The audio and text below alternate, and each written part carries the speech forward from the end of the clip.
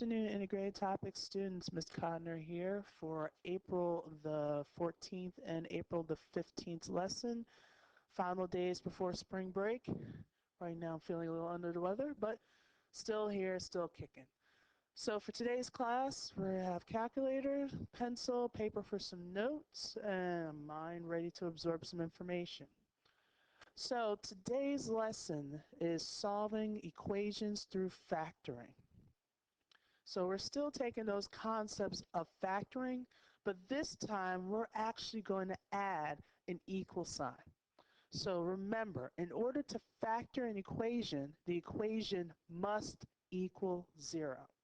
So the reason why we're doing this, we want to know what two numbers will make our equation equal to 0. So some of the steps I want you to think of. So steps for thinking, number 1, is the equation equal to 0? If it is, great. If it isn't, you have to make it equal to 0. Number 2, is the equation factored? Meaning, if I have 2 or 3 terms, that means I should be looking at the greatest common factor. So a lot of you guys are still kind of a little shaky on that. You're telling me common factors, but most of the time you're not telling me the greatest common factor. The other thing, if you have 4 terms, you're going into that grouping series that we did early on, okay? And the last part is you're going to solve each factor for the 0. So let's get with some examples. So example 1, we have x squared minus 24x equals 0. So my equation is equal to 0, so we hit that first part. Is it already factored? No, it's not, because I have an x in common. So there's 2 x's here, there's 1 x there, and they have 1 x in common. So remember, in order to fill this, I had to divide by my greatest common factor, which is x. So therefore, I would have x minus 24. So now it's factored. It's factored by the greatest common factor. So the last part is saying for me to solve it by solving for 0. So that means each of these factors, this x is going to be equal to 0, and this factor x minus 24, that's going to be equal to 0. So x equals 0, that's already done. So that's one of my solutions. But over here, I would have to add 24 to both sides, which gives me x equals 24. So what these two solutions mean that 0 and 24 are 2 numbers that will make our original equation equal to 0. Okay? For number 2, we have 3y squared minus 21y plus 9y minus 36 equals 0. So we have here 4 terms. We have 1, 2, 3, and 4. We got 4 terms here. So since we have 4 terms, it is equal to 0. So now I need to factor it by grouping. So the greatest common factor for the first parenthesis is 3y. And if the greatest common factor, remember we're dividing everything by that greatest common factor. So that means I have 3y times y minus 7. Bring down my plus sign. Now I need the greatest common factor for the second parenthesis, which is 9. And that means inside that parenthesis, I have y minus 7. So if you recall, going back to grouping, I need to find the greatest common factor of this whole entire line here. And the greatest common factor is going to be y minus 7. So if you're not sure, my suggestion, you need to reflect back or go back to the lessons prior to this. So if y minus 7 is the greatest common factor, that means what remains is my 3y plus 9. Now this whole thing is going to equal 0. So now we're talking about the factors. So that means y minus 7 is going to equal 0, and 3y plus 9 is going to equal 0. You see how I took those two factors? They're being separated by a parenthesis.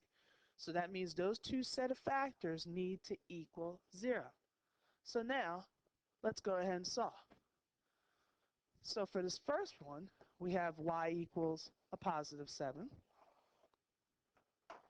And then for this one, oops, from last time, we're going to subtract 9. So that'll give me 3y equals a negative 9. Then we're going to divide both sides by 3. That means y is going to equal to a negative 3. So my two solutions are going to be 7 and a negative 3. Example number 3. Very similar to number 2. Wanted to get a little extra practice with the grouping. So first off, I got 4 terms. So that means I'm grouping the first 2, grouping the last 2. Greatest common factor here is 3x. So I have x minus 5. Bring down my minus. Greatest common factor for this one is 12. Then I'm going to have x minus 5 equals 0. And you're probably saying, wait, Ms. Conner, why is it minus 5? It should be plus 5. But remember what we did last time. If I were to redistribute that negative 12 into this parenthesis, I would get a negative 12x, which is correct in my original. But if I had a plus 5 here, and I redistribute that negative 12, I would get a negative 60. Is that what we have up here? No. So remember, when we're subtracting, we have to change that sign to minus.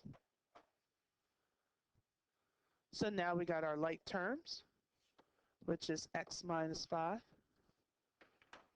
Inside, what's left over is 3x minus 12. And this whole thing is going to be equal to 0. So now we want to have x minus 5 equals 0.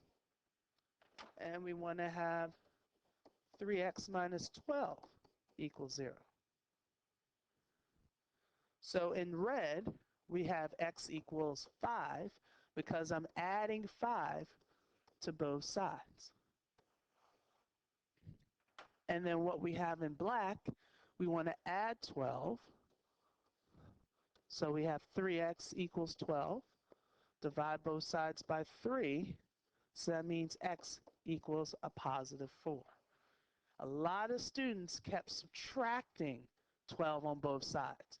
If my original was minus, I have to do the opposite.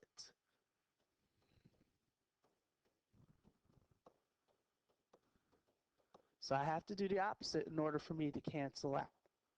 Okay, so my two solutions are 5 and 4. Number 4. So we have 12a squared equals negative 3a. What's the first step? It has to equal 0. So in order for this equation to equal 0, we need to do something. What I suggest is we need to add 3a on both sides. Because then I'll have 12a squared plus 3a equals 0. Okay, we want our equation to equal 0 before we can do anything. Now we can factor. Greatest common factor is 3a. So then in here I got 4a plus 1. Because 3a divided by 3a is 1. It's not 0. 3 divided by 3 is 1. Now we're going to have the 3a equals 0. And we have the 4a plus 1 equals 0. So this a is going to equal 0. And this A, remember we're doing the opposite, so we're subtracting 1. So we got 4A equals a negative 1. Then we're going to divide by 4. So A equals a negative 1/4 or a negative 25 hundredths. Okay?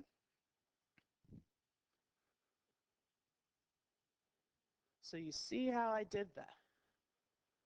First things first, we had to have it equal to 0.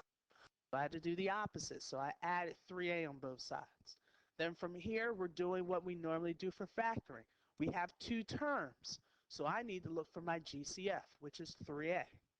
Once I divide everything by my 3A, I'm able to fill in my parenthesis, which is 4A plus 1. Then you're going to take that 3A, have that equal to 0, and take the 4A plus 1, have that equal to 0. And then I have my solution, which is 0 or negative 1/4. Okay, here's my last example. Very similar to number 4. So either you can press pause, see if you got it right, and we'll compare answers.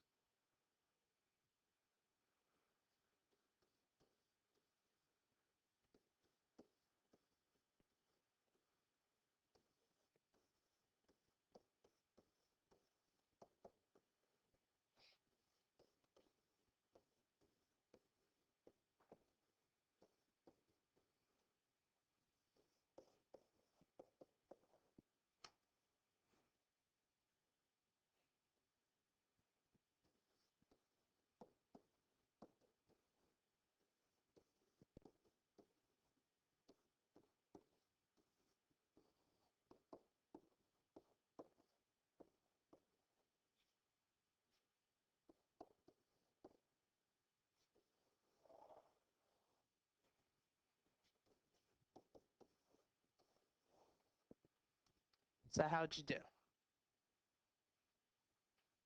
We subtracted 12B on both sides. So these can cancel out and give me the 0. Find the greatest common factor of 4B. Then we divide everything by the 4B. So we got that 2B minus 3. So then we set 4B equal to 0. And then we set 2B minus 3 equal to 0.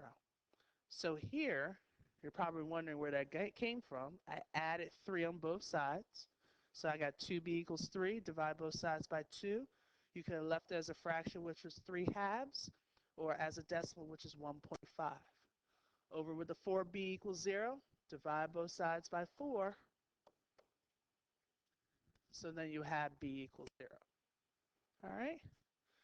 So as a solution, I had them work on a paper just to get some extra practice on A, factoring, B, factoring by grouping, and C, factoring by solving the equations through factoring, I should say.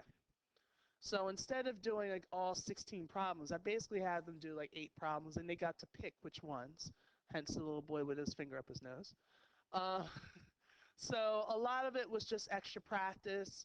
I passed back the quizzes from last class, and anyone that did not do well with it, they were recommended to review the lessons on the website and be able to come in first lunch Wildcat Hour tomorrow to retake their quiz. Any homework assignments that are missing, they can redo or do them and turn them in, just so we can get all this stuff situated before break. The other thing was when they return from the spring moment, as you notice the person's like pulling, we are going to review solving equations by factoring because I know for sure a lot of people are not going to remember. And then we're going to do a little introduction of factoring trinomials, okay? So multiplication and addition are going to be key for that section. So after all that, once you enjoy your break, I know I will. We all needed this. Had small tragedies throughout this week, and it has been very, very rough, but we have survived, and we will survive. And I guess I should say I want to dedicate this lesson to Miss Kunda and also to Cornell Gray. All right. Thank you. Bye.